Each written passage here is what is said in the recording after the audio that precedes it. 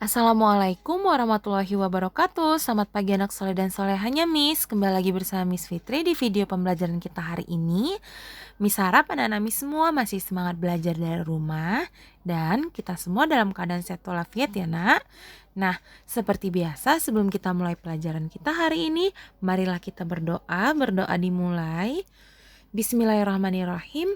Rabbi zidni ilma warzuqni fahma wa amalan mutaqabbalan. Amin ya rabbal alamin. Baiklah nak, langsung saja kita masuk ke pembelajaran kita hari ini, yaitu tema 4, sehat itu penting. Subtema 3, cara memelihara kesehatan organ peredaran darah manusia. Coba anak-anak perhatikan video berikut ini. Lima datin pergi ke Teluk. Ya. Pengantin laki-laki yang tak kawin, Tuan pula terlampau sibuk. Kalau pergi ke Indragiri sampai di sana hari pun petang, kunci adat tidak diberi, bawa pengantin tuan pulang. Apa lagi? Ini saja Tuan. Kalau pergi ke kota Medan terbang Iya. tinggi si burung perling, payah masuk dari depan, elok mutar dari samping. Tuan, kalau pergi ke Kuala Mersing terbang tinggi si burung perling, Abang Joni lewat dari samping, tak masalah, kami suruh cuci piring. Diberi Nah, baiklah nak, video yang kamu lihat tadi adalah prosesi pernikahan adat Melayu. Jadi, prosesi pernikahan adat Melayu itu ciri khasnya ialah berbalas pantun. Pantun yang disajikan dalam sebuah prosesi pernikahan termasuk jenis pantun tua. Pantun tua, pantun yang berhubungan dengan orang tua. Biasanya pantun tua berisi tentang adat, budaya, agama, dan nasihat. Karena pantun tersebut disajikan dalam prosesi pernikahan yang merupakan adat budaya suatu daerah, jadi pantun tersebut berjenis pantun tua. Nah, prosesi pernikahan merupakan adat dan budaya. Adat dan budaya di setiap daerah tidak selalu sama. Masyarakat dapat mengenal adat dan budaya dari daerah lain dengan melakukan interaksi. Jadi, interaksi dapat dilakukan dalam berbagai bidang. Di antaranya ada bidang ekonomi, sosial, dan budaya. Interaksi antar warga masyarakat dapat meningkatkan pembangunan di segala bidang. Dalam bidang apa saja? Mari kita bahas sebagai berikut. Yang pertama ada bidang budaya. Masyarakat dapat mengenal budaya daerah yang satu dengan budaya daerah yang lain, sehingga memperkaya wawasan Nusantara dan kebudayaan nasional. Yang kedua ialah bidang sosial.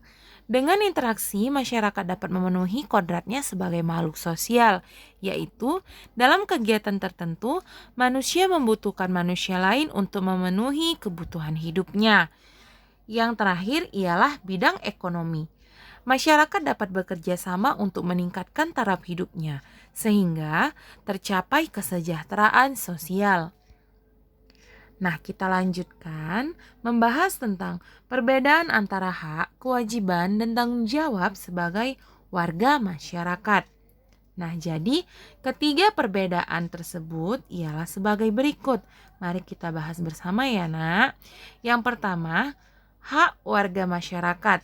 Yang dimaksud dengan hak warga masyarakat ialah sesuatu yang mutlak menjadi milik seseorang yang berkedudukan sebagai warga masyarakat. Jadi ingat ya nak, hak ialah sesuatu yang kamu miliki ataupun sesuatu yang berhak kamu dapatkan sebagai warga masyarakat. Nah, yang kedua ialah kewajiban warga masyarakat adalah sesuatu yang harus dilakukan seseorang sebagai warga masyarakat dengan penuh rasa tanggung jawab. Jadi kewajiban ini ialah sesuatu yang harus kamu lakukan sebagai warga masyarakat. Ingat ya nak, sesuatu yang harus kamu lakukan. Nah, selanjutnya ialah tanggung jawab sebagai warga masyarakat adalah tugas dan kewajiban yang harus dilaksanakan seseorang dalam kedudukannya sebagai warga masyarakat. Jadi, untuk tanggung jawab ini berhubungan dengan kewajiban. Nah, Sebagai warga masyarakat, kamu harus mengetahui apa saja kewajiban kamu. Nah, untuk melaksanakan kewajiban tersebut, kamu harus memiliki rasa tanggung jawab sehingga kamu tidak hanya mengetahui kewajiban kamu, tetapi kamu juga merasa mempunyai tanggung jawab sehingga melaksanakan kewajiban tersebut. Baiklah, kita lanjutkan ya, Nak. Nah, coba Nanamis perhatikan video berikut ini. Silat cingkrik adalah silat Betawi asli Rawabelong yang memiliki ciri khas yakni gerakannya yang menyerupai tarian tangan dengan kecepatan dan kelincahan.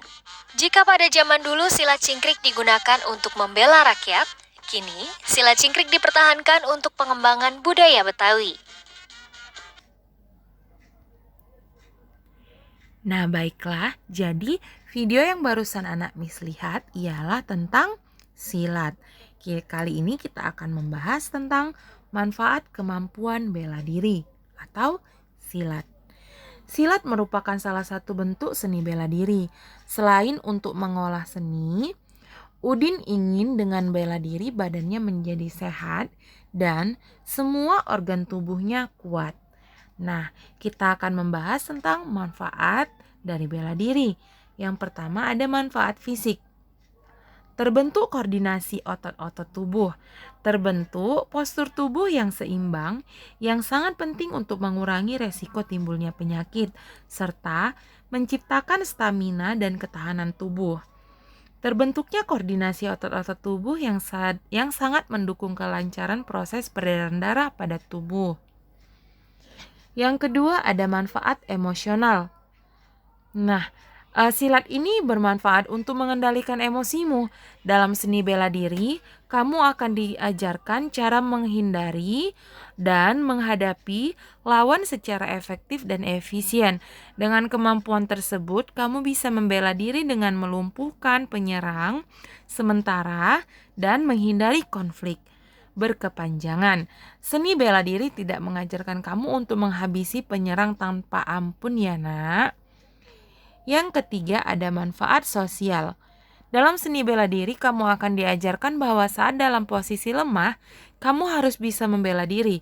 Sedangkan saat dalam posisi kuat, kamu harus bisa menjadi pelindung bagi yang lemah. Tujuan bela diri bukan untuk mencederai lawan ya, melainkan hanya melumpuhkan serangan dan menyadarkannya. Nah, selanjutnya coba Nanamis perhatikan lagi video berikut ini.